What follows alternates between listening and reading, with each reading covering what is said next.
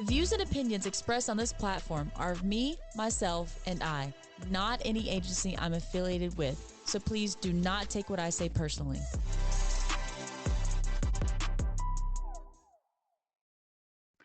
In the grand scheme of life itself, I feel like we're thrown wrenches in our paths and things come along in life's paths and how things kind of form in life's events. It's very precarious.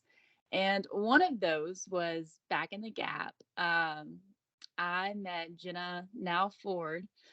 Um, was it on a mission trip? We met on a Yeah. mission trip. Yeah.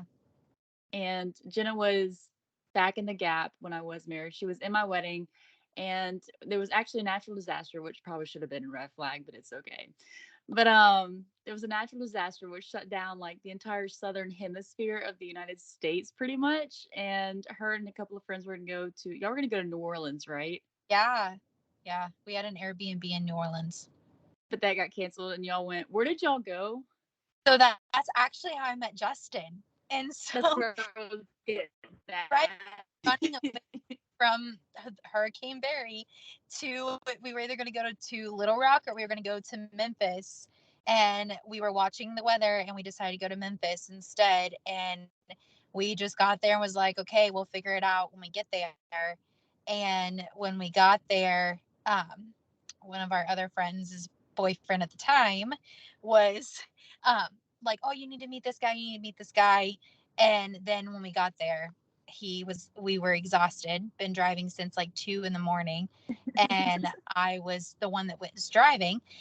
And he's like, oh, Justin's going to be here in like an hour. And I'm like, who, what?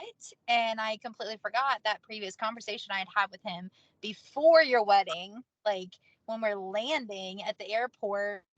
And he was like, oh, if you ever meet him or if you're ever in the same town. And Hurricane Barry was like, oh, here, let's put you in the same area.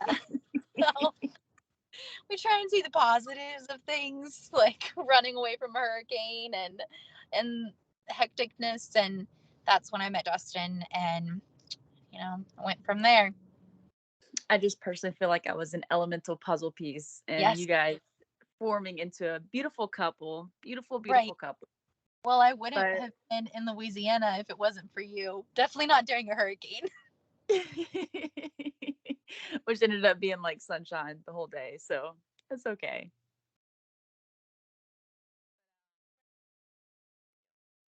But no, Jen and I have known each other for a couple of years, and now because of my part in her and her husband's story, they got together, got married, and then had a beautiful baby.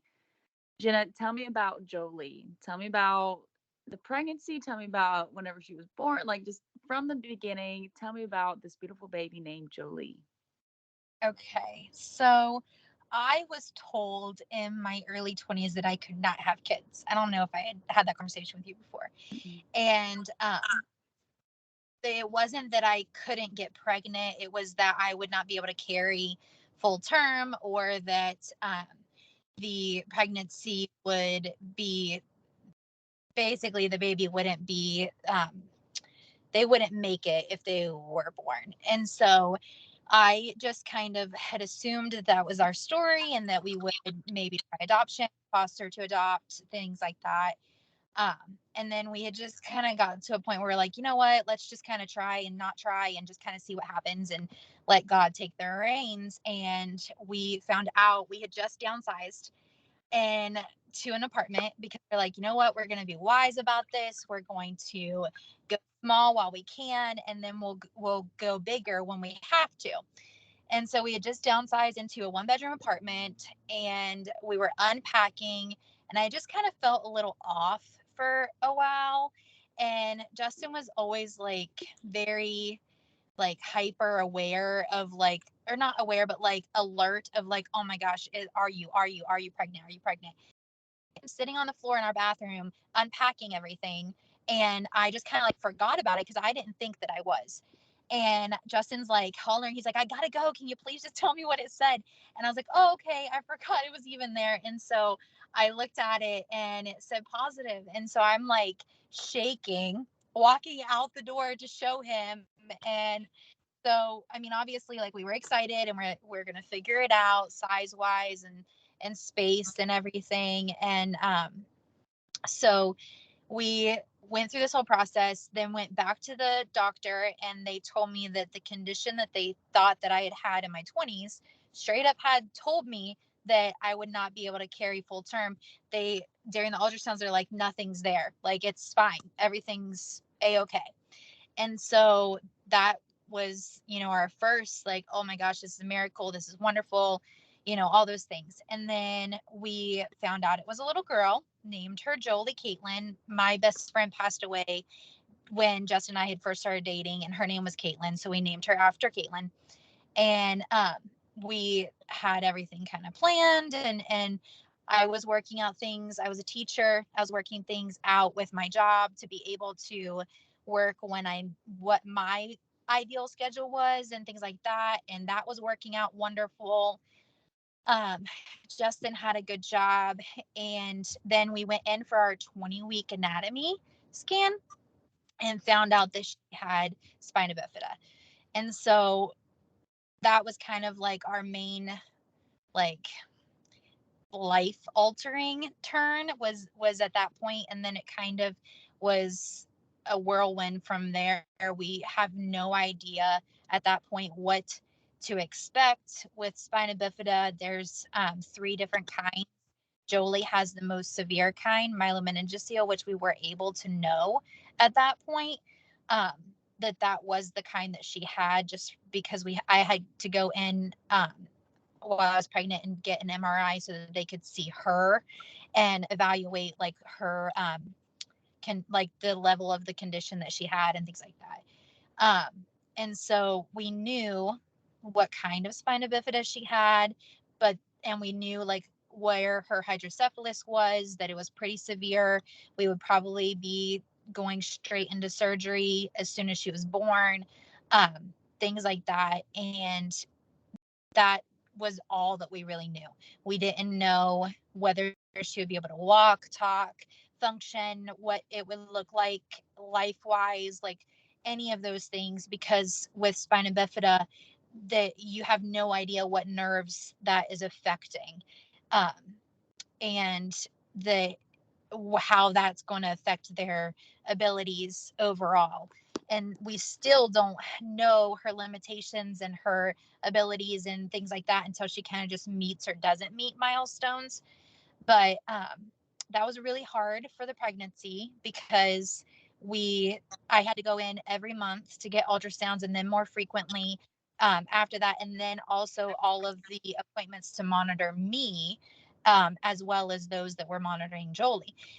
And we had to plan C-section, um, and she came just a little bit early than that planned C-section. And when she was born, we had to her head was so large it got stuck in my stomach. And there was a little tiny doctor. She was probably like all of like 5 foot, if that, because I'm short. So if I'm saying she's short, then I feel like she's really short. And he was like pushing on my stomach while the other, like, doctor's assistance person was pulling on Jolie to get her out.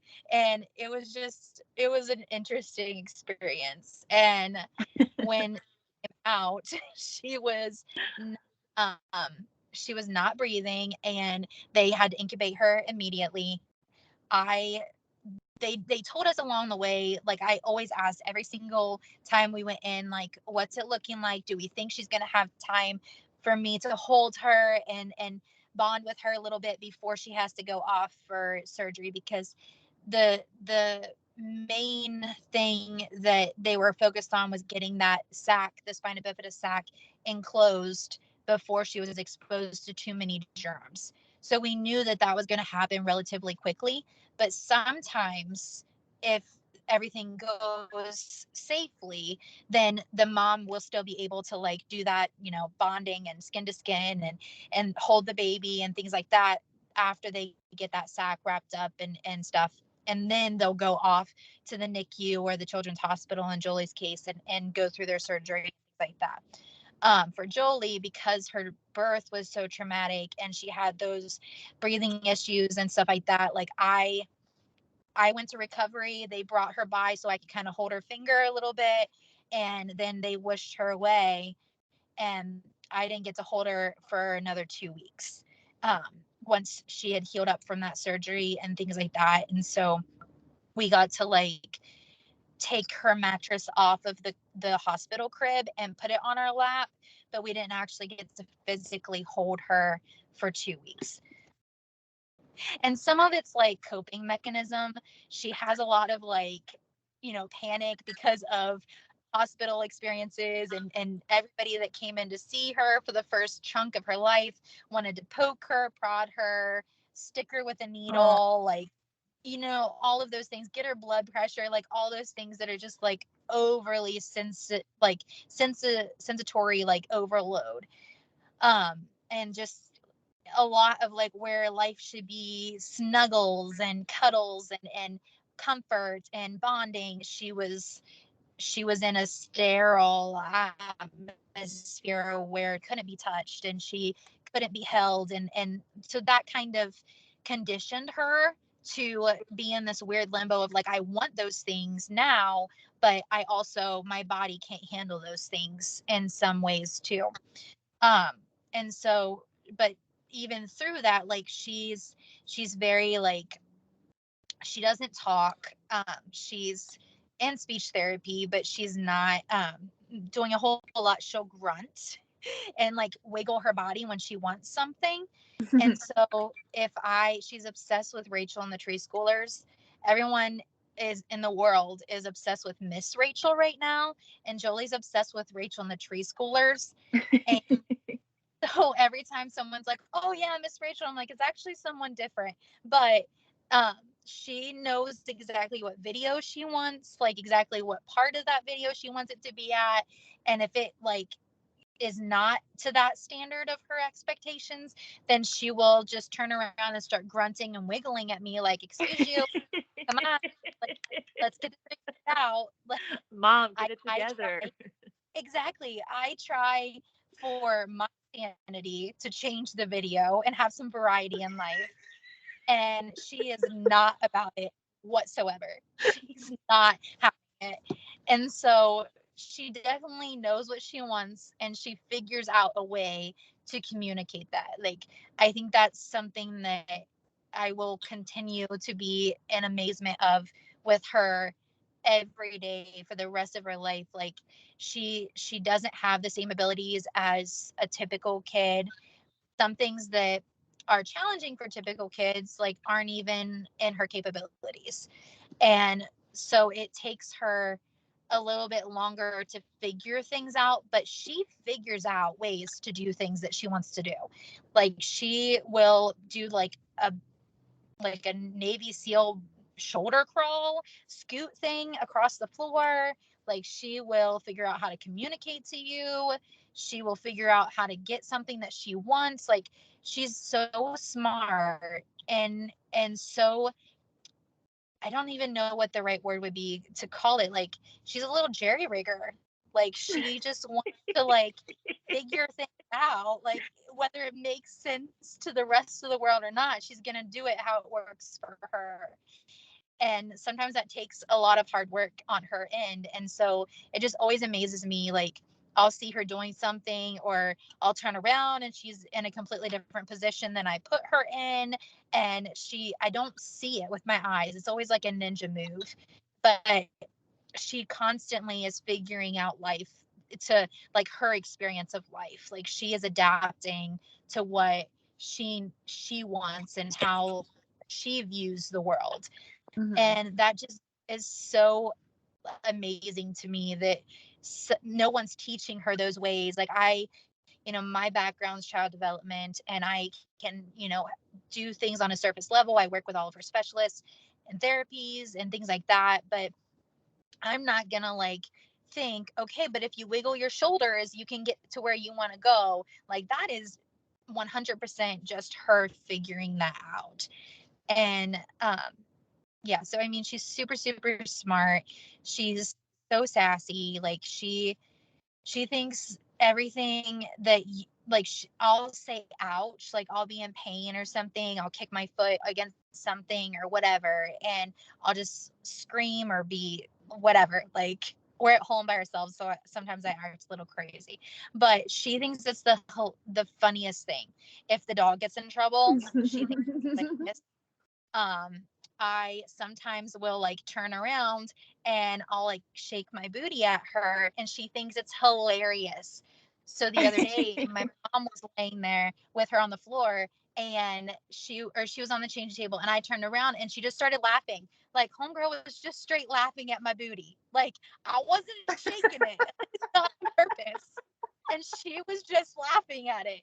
And I'm like, okay, well now I feel like I have to shake it. Otherwise I'm gonna take it like as a hit to my self-esteem. Like Right. she just thinks that everything is so funny. Like she just has a weird sense of humor, but the more and more that like she gets stable and comfortable in her environment, the more like we're seeing her personality come through. And that's always like so wonderful. Like to see that, especially when we've not necessarily had the same bonding experiences as a typical family, where you get to kind of snuggle and cuddle and learn their mannerisms and things like that. Like we have been in survival mode for so long that now that everything's kind of calming down a little bit, we're able to really see her coming through all of the fog of um,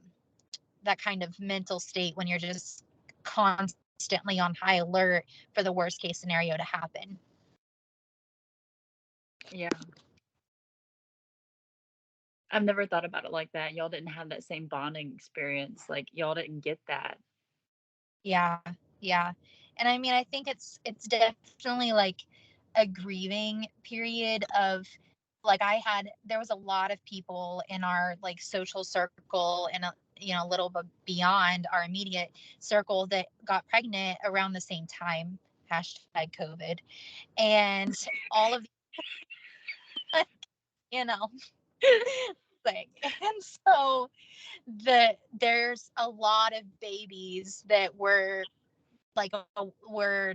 social with their families and things like that that are around the same age as Jolie. And there's always, I had to come to the terms that there's always going to be something going on in their life that Jolie's doing different, or the parents' life that I have different. And there's always going to be an opportunity for grief. And I think that, there's a time for mourning. Like every season of Jolie's life, there's going to be a little bit of mourning.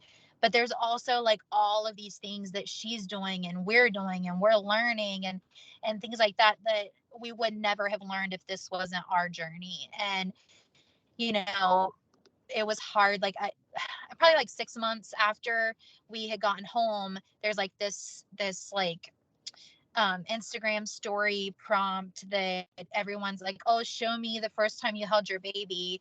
And I posted mine, but like just looking at those pictures and going back to that moment, like I'm a pretty like reserved person and in some capacities, but I had to have like an RT help, like a male RT help, like put her on my chest, and I wanted that like skin to skin contact. So I'm like sitting there with my robe open, like trying to like lay this baby on my chest, and my husband's sitting there like I'm just like I'm like I feel so uncomfortable right now, like, but I want this moment because that's important to me. And so I mean I wasn't completely exposed, I should say, Right.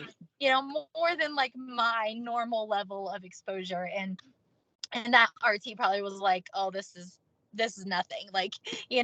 but I mean her cords are everywhere. The first time they put her in my lap on her mattress, the poor nurse, like she was frazzled because I don't think she had really moved a baby that was like that soon post-op, and she put her like where she was facing away from me, and we couldn't reposition her. So I'm just like sitting there like staring at the back of her head, and that was like my first experience like holding her close to me outside of the womb.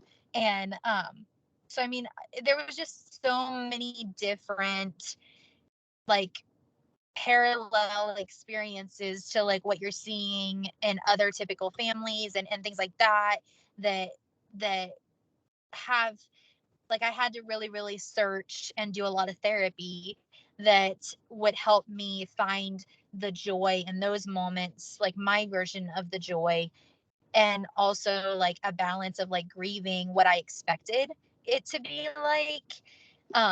The first, like, I was able to like try and breastfeed her.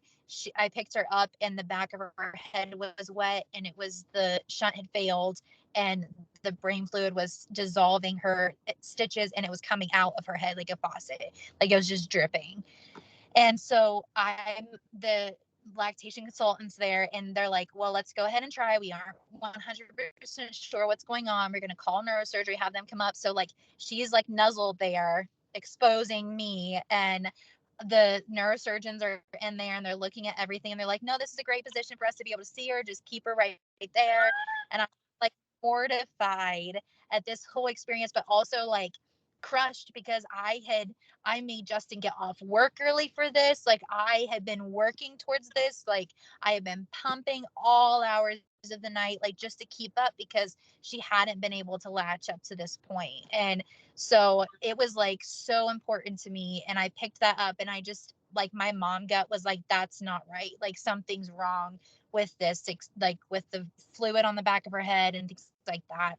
And so they came and they told us like, oh, she's going to have to go back in for surgery. She's going to have to get her shunt revised, and that'll be tomorrow. And then they ran blood work just as a precaution, like normal thing. And some of it came back abnormal, that she might have an infection. And so we got there the next morning, and the neurosurgeon came in and he's like, listen, we have to do an external shunt. So she had like all of the catheter tubing like taped to the outside of her head, and it was draining into a cath bag on the side of her bed for 2 weeks while they gave her antibiotics, because they couldn't put the shunt in her head and give like whatever germs were inside of her body a nice fancy home to live in. And so that experience, and so I remember like trying to swallow back the tears because I had just got to hold her for the first time. We had just gotten out of like the ICU side of the NICU and got into like the more like less intensive care side. Like this is your step towards home. And so all of that happened, and I just like am swallowing back these tears, and the only thing I can get out is like, am I going to be able to hold her? And he just looks at me, he's like, no, no, I'm so sorry. He's like, I cannot apologize to you more. He's like, there's obviously nothing that we can do. This happens, but he's like, you guys have had such a rough go so far. And so she was on that for 2 weeks, and I fought like that. I would say was my first time like stepping into that like medical mama advocating role. Is that one nurse told me, she's like, listen, you can hold this baby on an external shunt. They're not going to want to do that, but you fight for it. And I fought for it. Like I fought and fought and fought them. And they finally caved and said, okay, for 15 minutes of the day, you can hold her, like only 15 minutes. So Justin and I had to take turns every other day, like we would each do. And she had to, like, the nurse had to set a timer on her phone because they had to clamp her off from that fluid being drained for that 15 minutes. And normally they would have reserved that for like other tests and things like that was going on. And I'm like, no, like that's for us to hold her, to bond with her, and things like that. And so that seemed like it lasted forever. And then she went in for surgery for her second shunt, and they came back and was like, hey, you may get home sooner if you do a G tube, because she's probably going to have some complications eating, and that could last months and months and months. So we did that, and a million little things in between. And we got home, and she started having these apnea episodes. She was on oxygen. She would have these apnea episodes. We couldn't even sniff without her going into an episode. Like we lived in silence. And well, I say that we actually lived in a musical because she would tolerate us singing. So Justin and I would literally just sing everything to each other. Like Do you want dinner? Was in I am really frustrated at you, was in musical form, like all of these things. And so our life was a musical. And so, but she would have these apnea episodes like 5 to 10 times a day, anywhere in that range. And she would go blue, and we would have to do mouth to mouth, like, and get her to start breathing again. And I thought she was passing out. And she, anytime like a noise, anytime she was upset, like anytime a baby would cry throughout the day, she was having these apnea episodes. She didn't even cry, she just went right into an apnea episode. And we had a couple appointments in between, and I'm just like trying to explain this to them, and nobody's like really grasping it. And we got admitted over Christmas, and a couple of them had happened inpatient. And so they tried to kind of figure it out, but they basically was like, oh, she's iron deficient, we're going to give you a supplement, and sent her home. And so we got home, and then 2 weeks after, we had to follow up with neurosurgery, which is typical, like for her. Anytime she had to have like an admission, like neurosurgery is always going to follow up just to touch base because of her shunt. And we were in clinic, and he's like, she had an apnea episode, and I just did the routine. I just started doing the mouth to mouth, got her back calm, and continued talking. And he's just standing there like, what just happened? And I mean, we had even had like family Christmas parties that I'm like diving over bags and gift wrapping and children and all these things, because I would be on one side of the room and she would be on the other side, and I would see the signs that it's coming, and I would just go over, grab her from whoever had her, and just start doing mouth to mouth. And this was just our normal routine. And we were in such like a fight or flight or survival mode that we just assumed that this was our normal. Like she was passing out, like this was happening or that was happening. We really didn't understand it. Nobody was guiding us through this experience. It was just a nightmare. And the neurosurgeon's like, I know that's normal to you, but that's probably the top 5 scariest moments I've had in clinic. And he's like, you're not leaving. And he had done scans and said that her shunt needed to be revised anyway, which didn't end up happening. It just needed reset. But we got in clinic, and then we got admitted.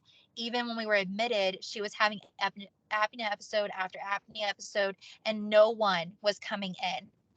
One time Justin was in the family lounge working remotely, and I finally got to my watch to like send like a jibber jabber text of like, can you come in here? Because I was doing mouth to mouth like for 20 minutes. She was just having episode after episode after episode.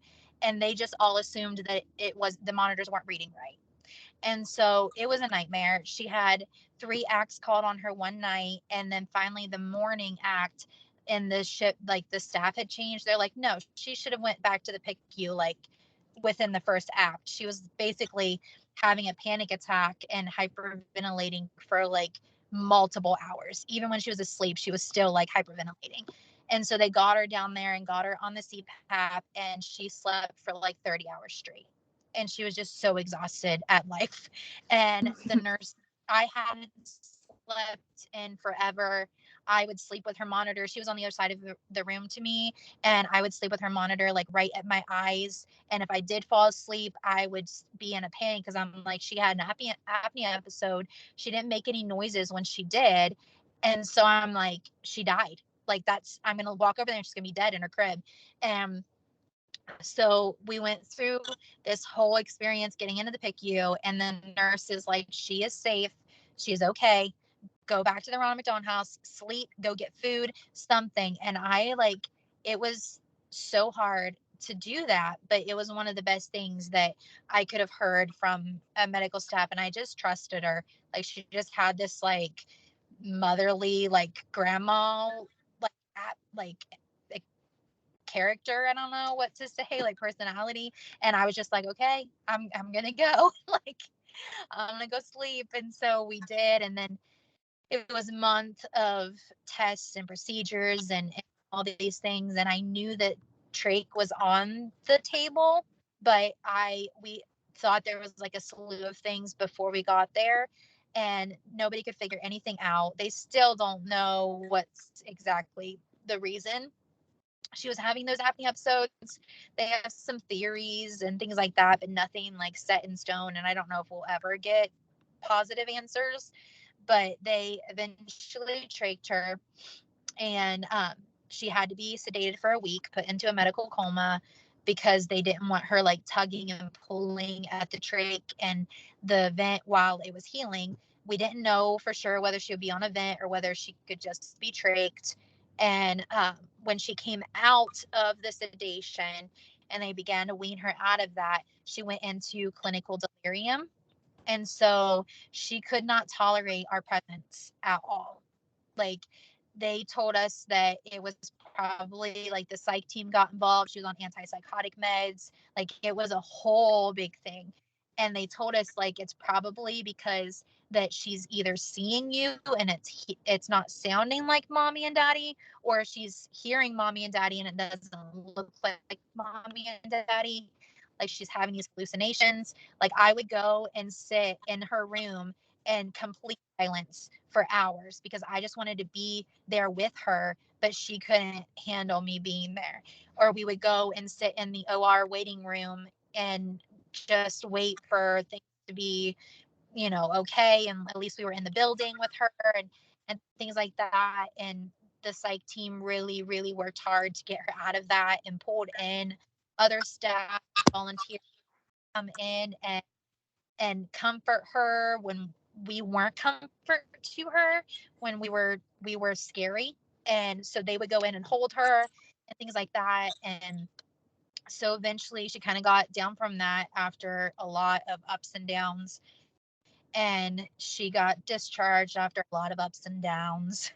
And she got home, and she's had a long, 6-7 months of difficult time. She's working through some panic issues and some medical, hysteria at times, but she is getting so stable and she is making so much progress. Like, she is just such a happy baby and she's doing so, so good. And I mean, we have moments like it's a lot of work, obviously. I mean, we've got to take every equipment, every intervention, med, all of those things, like as if for every contingency plan, as if everything falls through. And she's on oxygen all the time and on the ventilator the majority of the time and things like that. So it's a lot to do life, but we're determined. And we see a lot of families that their kids are older, and obviously they'll tell you like it gets harder as they get older. And if they remain on these kind of equipments and things like that, then it just is so much more when they're not a little baby to carry them around. And so it's a lot, but we're determined to make life the best that it can be. And a lot of people will see her and think, oh my gosh, that's so sad, or oh, that's pathetic, or maybe not pathetic, but will she ever walk, will she ever talk, will she get rid of the equipment, like all of those questions. And i've I've experienced, and I know what it's like to, the question would be like, will she survive? Like, is this the moment that I'm not going to be able to resuscitate her? There was one time that Justin was at work. I was at home by myself. It was a good day. She was fine. I turned around. I don't know what triggered it. And she had an apnea episode. I got to it a little bit lagged than I normally would have because I didn't recognize that she was going into that. And she just went completely limp and I couldn't resuscitate her. Like, I couldn't, or resuscitate might not be the right answer, but I couldn't like get her to come to. And I just like started praying and she finally came to. But even in the PICU doctor asked us like, how many times have you had to do mouth to mouth, resuscitate, whatever? And I'm like, a day or like in general? And he's like, a day. And I'm like, yeah, I mean, this is a daily recurrence for us. And he's like, you're not going home. Like, he's like, that's unacceptable.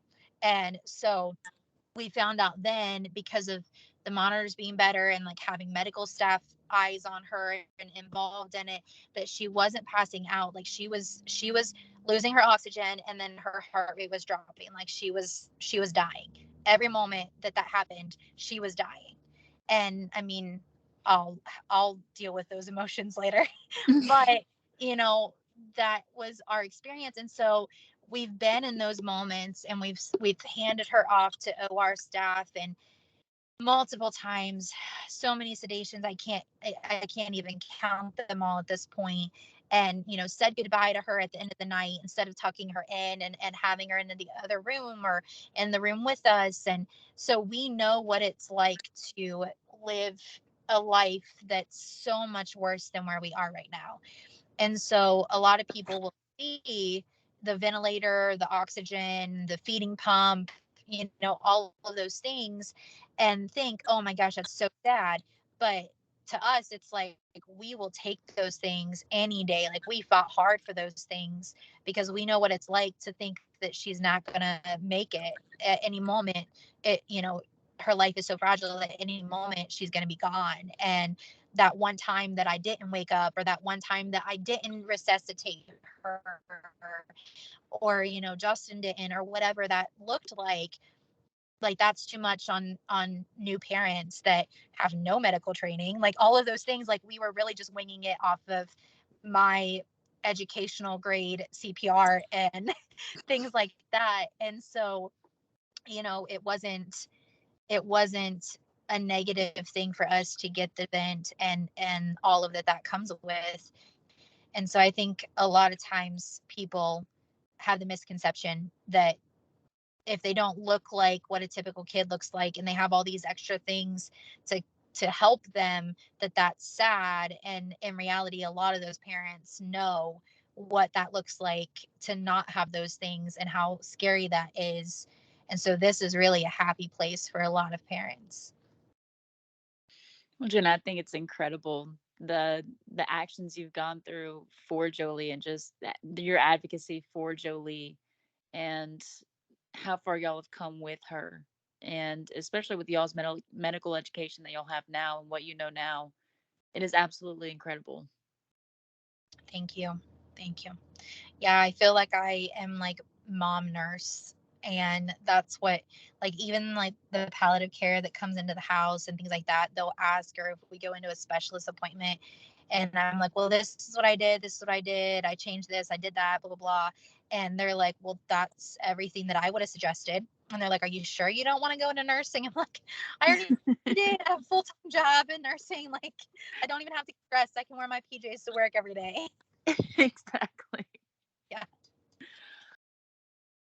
So, Jenna, tell me walk me through Jolie's daily routine care, and what would you say is probably, if you had to pinpoint something, what would you say is the hardest part about taking care of Jolie?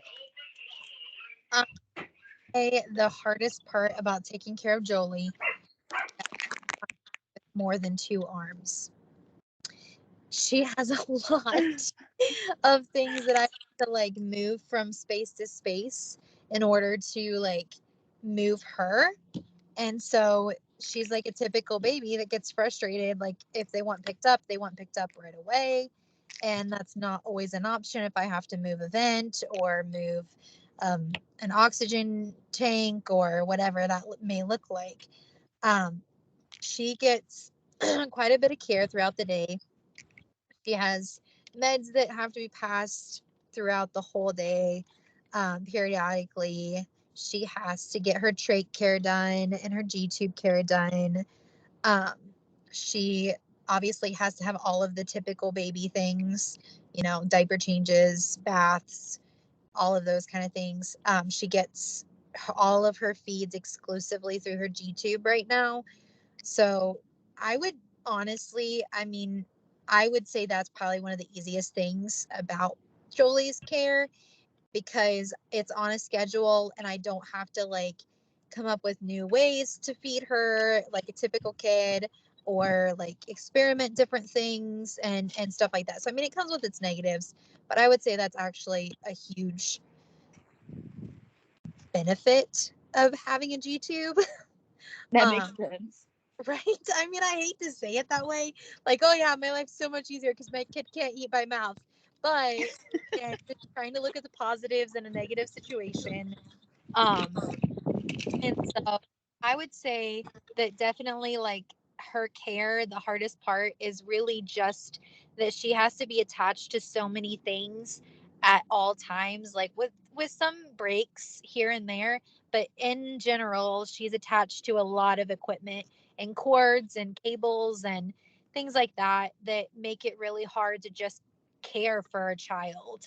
Um, in general, like just picking them up when they're sad or frustrated or upset. Changing a diaper can get complicated. All of those kind of things that make it a little bit harder. I mean, we found a lot of ways to adapt her cares and her extra accessories and things like that to make it more convenient throughout the day. Um, I make her trach chains that just look like little necklaces that attach to her trach. So I can like roll those beads up and clean around it and under her on her skin and just change her trach gauze versus like the ties that they send us that with her drooling and things like that, they only last for like a couple hours of the day.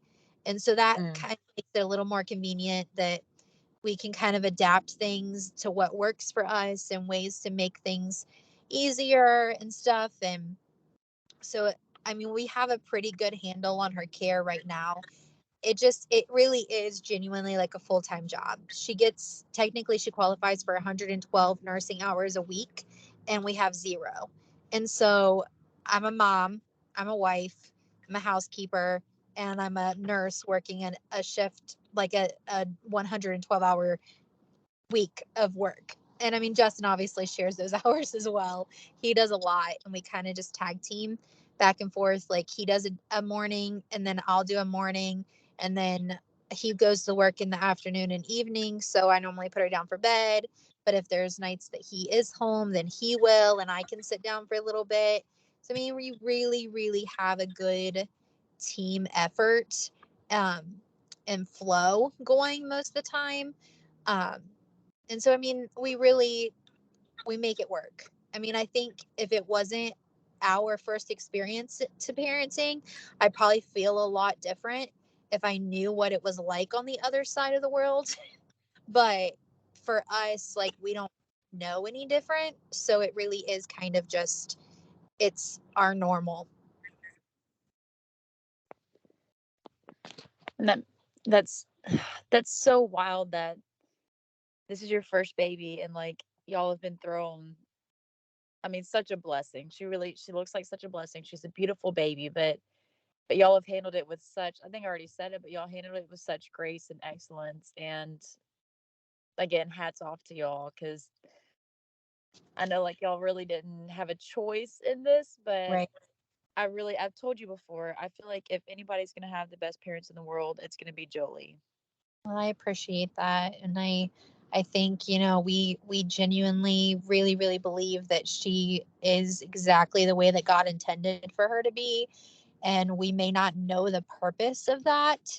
Um, but we just feel like Jolie is who Jolie was going to be no matter what. And we're just extremely grateful that God felt like we were fit to be the ones that guide her through this life and this journey and to call her our daughter and be her mommy and her daddy and go through this with front row seats. Absolutely. Um, so we in EMS we learn about spina bifida and one of the many thousands and thousands of Right. things that we learn about for like an emergency setting. But what is something that you would want first responders to know if, should, when, whatever it may be, that you ever call 911 for Jolie? Because like we know about the pathophysiology, what it entails, what could be going wrong, but we are Right. not, we are just meeting Jolie for the first time ever. You Right. know this child from even like the periods of apnea when she even is about to stop breathing. Like, Right. what would you want us to know and what would you want us to keep in mind? I think that something that is always really good to keep in mind when it comes to like I don't know about other diagnosis, but I know that for spina bifida, they call it like a snowflake disease, that it's not like any other case. So it's so unique to each individual child because the nerves are what's affected in the womb when that spinal cord and the nerves and all of those things are exposed to amniotic fluid. You really don't know what nerves are being affected. And so it can have such a wide range of abilities and disabilities and every the way that it's affected each child, and then each child responds, or adult, whoever you might be like doing those calls for, each person's body responds differently to the way that their body has been affected by that spina bifida. And so I think really going in there with the understanding that the parent, the caregiver, that person that has spina bifida, whatever that communication or like main person is in that setting, is really going to be the expert in that person's needs and care.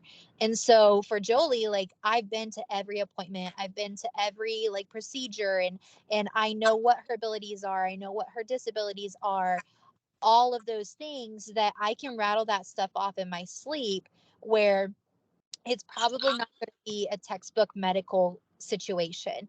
That if this is happening, that doesn't mean that it's always caused by X, Y, and Z, where it might be that be the scenario in a textbook case, or, you know, in a different case, like knowing that you, when you go on a call for like a spina bifida person, that it's most likely not going to be anything like it was for the last spina bifida person that you called on, you know?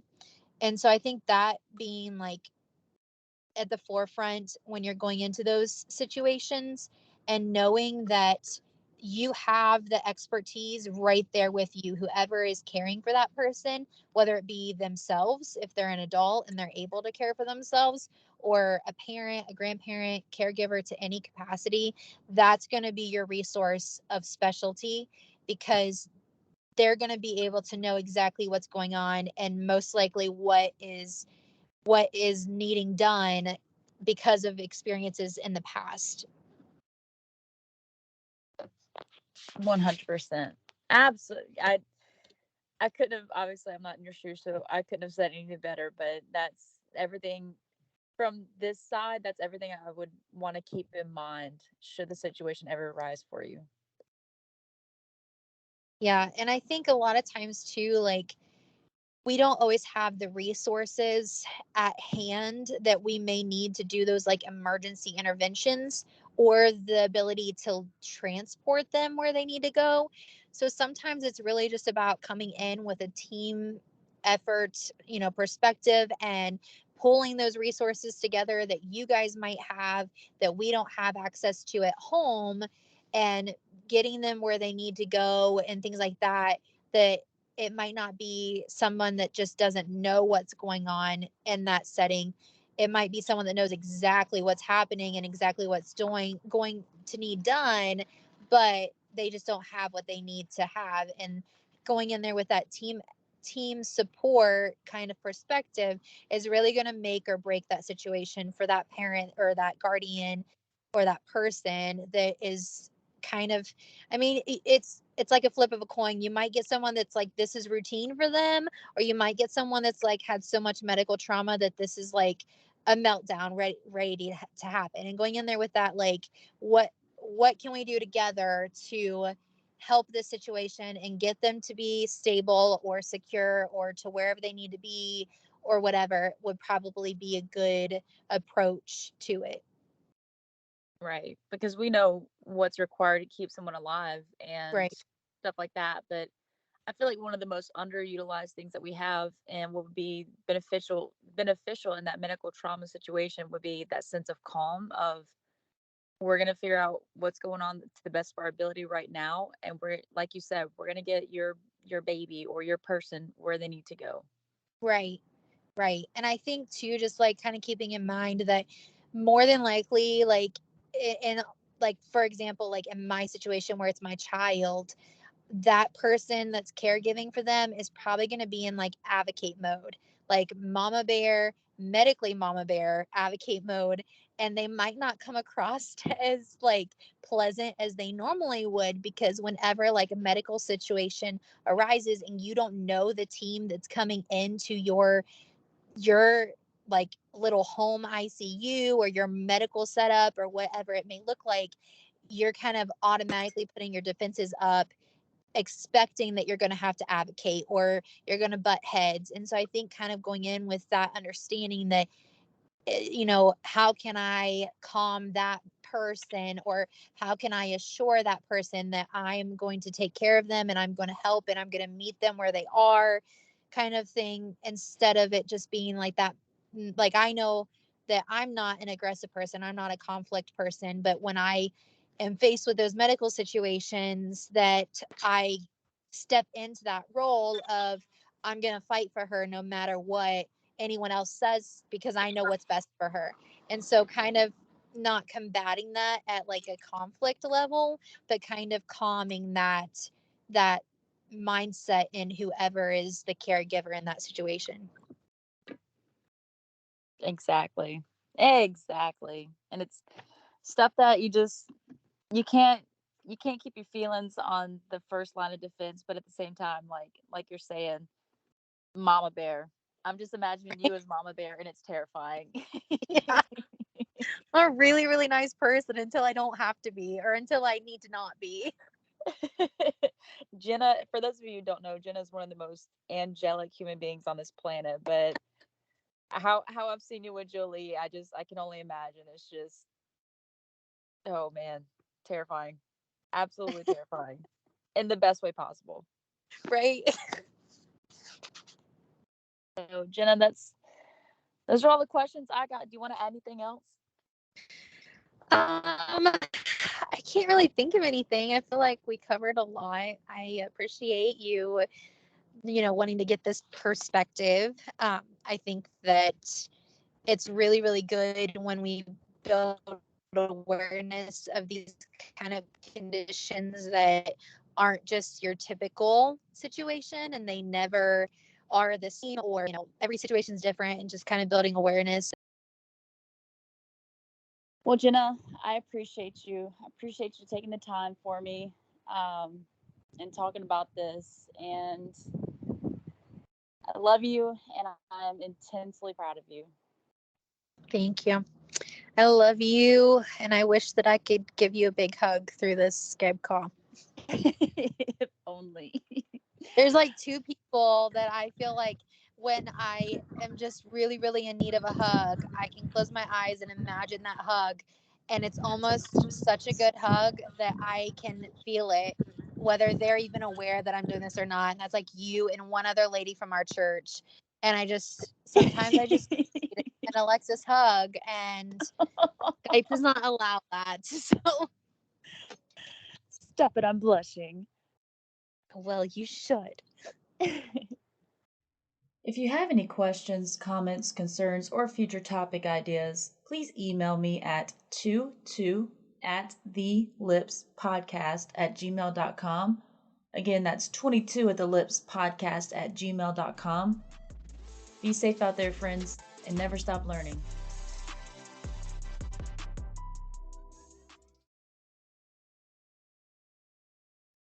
Okay, it should be recording. We'll see. Cool. All right. The introductions always throw me off because I never know how to start off the episode. You do good. Like a little, like do those like pep talks, like where you're like pep topping as you're like punching a like a punch bag thing. I seen a video. It really worked for her. She was pumping herself up to do an interview. She's like, they don't need me, I'm interviewing them. Like, this is great. So you just need to have like that little bit. Like, God, that's accurate though. yeah. Or like play the music, dun dun dun dun. What's that music that's like when they're getting ready to run up the steps? What is that song? The Rocky music. Da da da. Yeah, yeah. Even if it's just like in your headphones for a second, like, hold on, I just need 1 minute. Yep, I got this. I should start doing this. Yeah. It takes me forever to start the intros.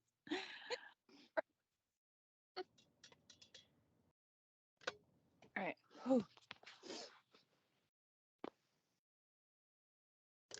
I'm ready. Okay.